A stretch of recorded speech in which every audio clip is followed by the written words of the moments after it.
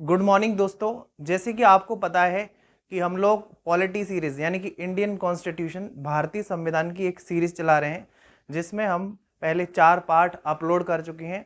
अब ये सीरीज लगातार कंटिन्यू रहेगी। हिंदी के लिए एक नई सीरीज बनाएगी। ये सीरीज हिंदी और इंग्लिश दोनों ही लैंग्वेज यानी कि भाषाओं में बनाई जा रही है। तो आइए आज हम आगे बढ़ते हैं कि किस तरीके से भारत में कॉन्स्टिट्यूशन की डिमांड हुई, यानी कि जब भारत के लोग हैं अंग्रेजों से है कॉन्स्टिट्यूशन की डिमांड यानी कि संविधान बनाने की मांग करने लगे। सबसे पहले माना जाता है कि एम.एन. रॉय ने है कॉन्स्टिट्यूशन कॉन्स्टिट्यूएंट असेंबली की डिमांड की, और इसके बाद इसकी डिमांड अगस्त ऑफर 1940 में की गई। एंड इसके अलावा है क्रिप्स मिशन 1942 में इसकी डिमांड की गई। एंड फाइनली कैबिनेट मिशन 1946 में जब ये डिमांड की गई, तो इसके बाद भारत में एक कॉन्स्टिट्यूएंट असेंबली यानी कि संविधान सभा का निर्माण किया गया। और हमें पता है कि ये कैबिनेट मिशन जो था, इसके अंदर स्टेफोर्ड क्रिप्स, पैंथिक लॉरेंस और ए.वी. अलेक्जेंडर, ये 3 सदस्य थे जो कि भारत आए थे। भारत के लोगों से बात की, भारत के नेताओं से बात की थी।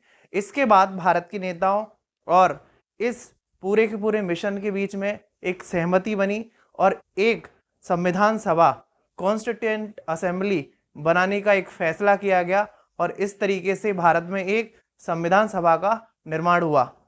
अब हमें समझना होगा कि हमारी संविधान सभा है कि क्या सदस्य थे, कितने सदस्य थे और इसका निर्माण कैसे हुआ था, इस पर भी चर्चा की जाएगी। तो सबसे पहले मैं आपको बता देता हूं, हमारी संविधान सभा के अंदर टोटल मेंबर जो थे वो 389 मेंबर थे, जिसमें से आप देख पा रहे होंगे स्क्रीन पर 296 मेंबर जो हैं ब्रिटिश प्रोविंस यानी कि जो ब्रिटिश प्रांत थे वहां से थे। बाकी बचे हुए 93 मेंबर्स जो थे वो प्रिंसली स्टेट यानी कि राजाओं के यहाँ से थे।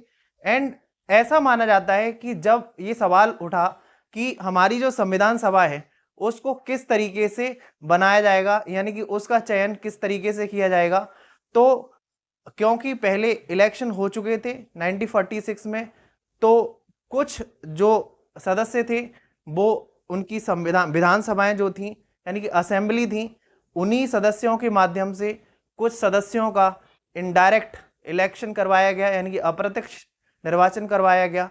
बाकी जो थे प्रिंसली स्टेट यानी कि राजा महाराजे, उन्होंने अपने यहाँ से कुछ सदस्यों को नॉमिनेट करके संविधान सभा में भेजा। इस तरीके से हम कह सकते हैं कि हमारी संविधान सभा जो थी वो कुछ सदस्य जो थे नॉमिनेटेड थे और कुछ सदस्य जो थे वो इनडायरेक्टली इलेक्टेड थे। एंड इसके बाद है माना जाता है फर्स्ट मीटिंग जो हमारी संविधान सभा की हुई वो 9 दिसंबर 1946 को हुई।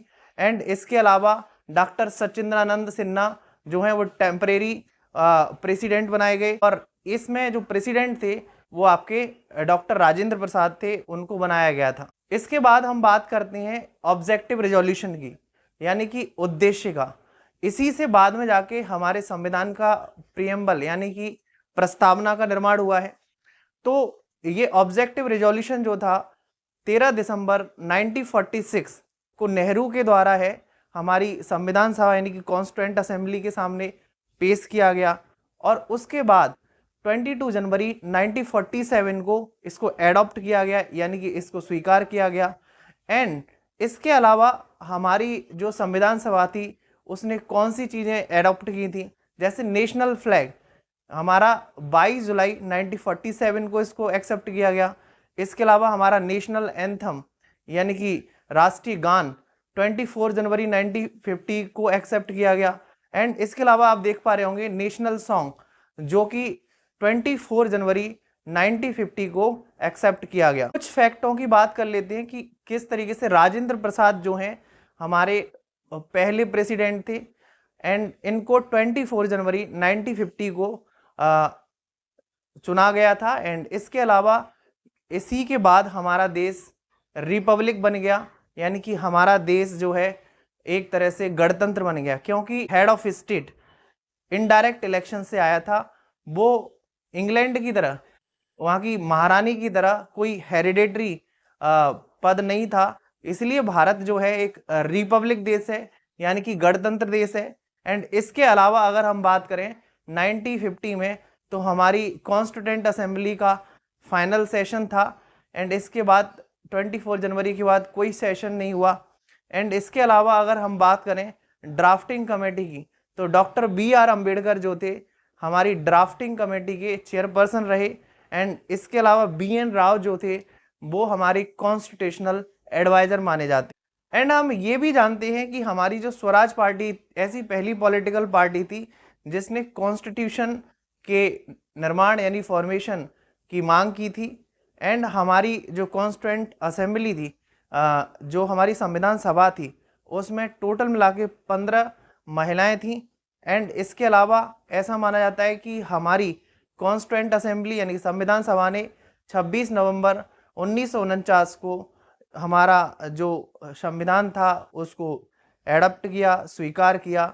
और इसके अलावा 26 जनवरी 1950 को ये है एक फोर्स में आ गया, यानी कि लागू हो गया। इसीलिए हम इस दिन को है रिपब्लिक डे यानी कि गणतंत्र दिवस के रूप में मनाते हैं। एंड 26 नवंबर को हम कॉन्स्टिट्यूशन यानी कि संविधान दिवस के रूप में भी मनाते हैं। संविधान का एक सिंबल भी था जो एलिफेंट यानी कि हाथी के रूप में देखा जाता है। SN मुखर्जी हमारे चीफ ड्राफ्टमैन थे। एंड प्रेम बिहारी नारायण रायजादा हमारे संविधान के कैलीग्राफर थे, यानी कि सुलेखाकार थे, जिन्होंने पूरे की पूरे संविधान को डिजाइन किया।